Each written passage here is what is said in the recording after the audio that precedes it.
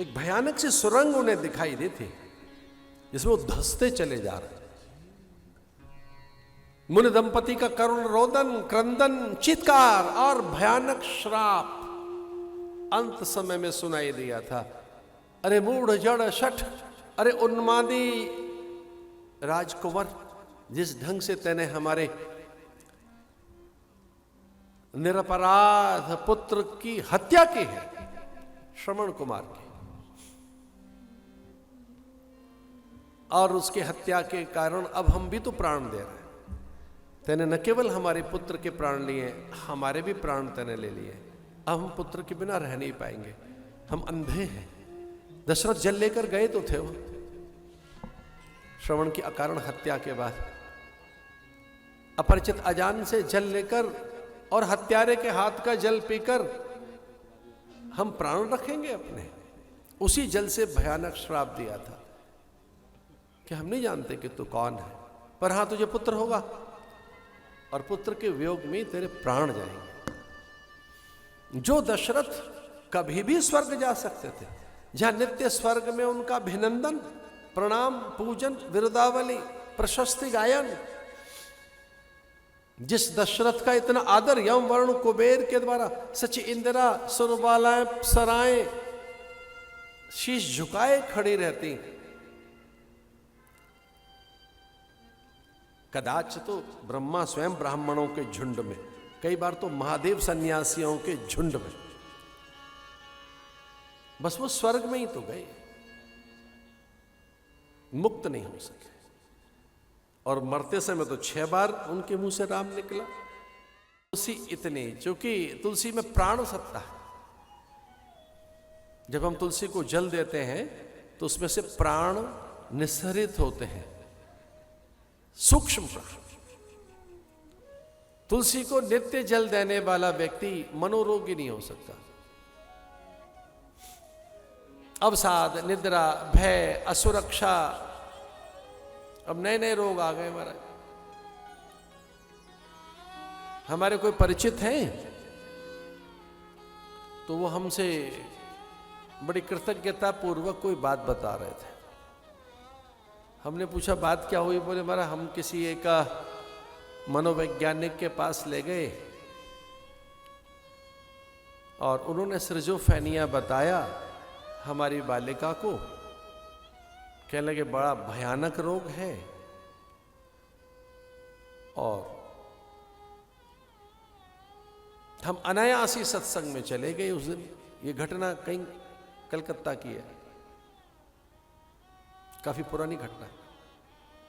बोले हमारी पुत्री को सिरजोफेनिया बताया, हम बड़े चकित थे, हम सत्संग में चले गए। सत्संग में किसी ने कहा कि मनोरोग की शांति तुलसी है। हमारी बेटी ने 10-15 दिन ही कोई तुलसी को जल दिया होगा, हमारी बेटी पूरी तरह से स्वस्थ है।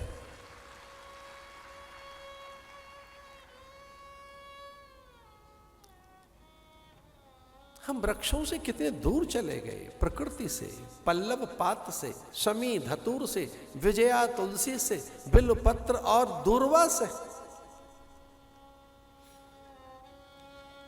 इसलिए विकृतियां हैं जीवन में। हम सूर्य को अर्घ नहीं दे पा रहे। वैसे सुना तो नहीं है हमने कभी, ये सोशल मीडिया की उपज है, नए नए पता नहीं क्या 30 त्योहार निकालते रहते हैं। Today is the cow cuddle day, cuddling, cow cuddle, गलबैया डाल लो, हक कर लो तुलसी उसको, गौ माता को। आज का दिन निकाला है कुछ लोगों ने कि इधर उधर फूल पाती देने से बचो, भटको मत, फूल लेके इधर उधर मत भटको। आज के दिन क्या करो, गाय को छू लो। मेरा क्या सोशल मीडिया में धमाल। हम तो बड़े आनंदित हुए जब हमारे यजमान कह रहे थे महाराज गाय की पूजा का दिन है, गाय को छूने का। और ये सच बात है। जहां ये गाय की भ्रमर पड़ती है, ये जहां अगर उसका स्पर्श कर लिया आपने तो निसंदेह मानसिक विकृति जाएगी। उसकी श्वास आपके पास पहुंच गई। संपूर्ण मनोविकृति की अगर कोई विकार की एक मात्र औषधि है तो गाय की सांसें हैं। इसलिए किसी ने ठीक ही कहा होगा कि आओ गाय के गले मिलने, तो कम से कम उसकी सांस तो आएगी, उसकी ऊर्जा तो आएगी, उसका प्रभाव तो आएगा। इतना निर्दोष प्राणी है।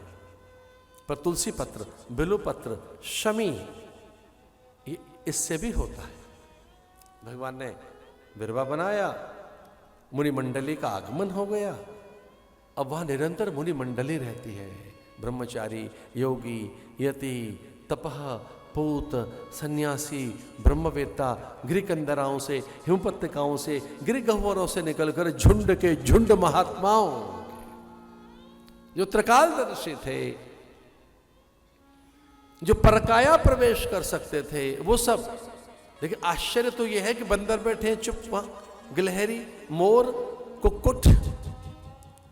अरे कभी शांत देखा है क्या पंछियों को? शांत, कागा, कोकिल, कपोत, कपि अपनी स्वभाव की विरति में है, स्वभाव भूल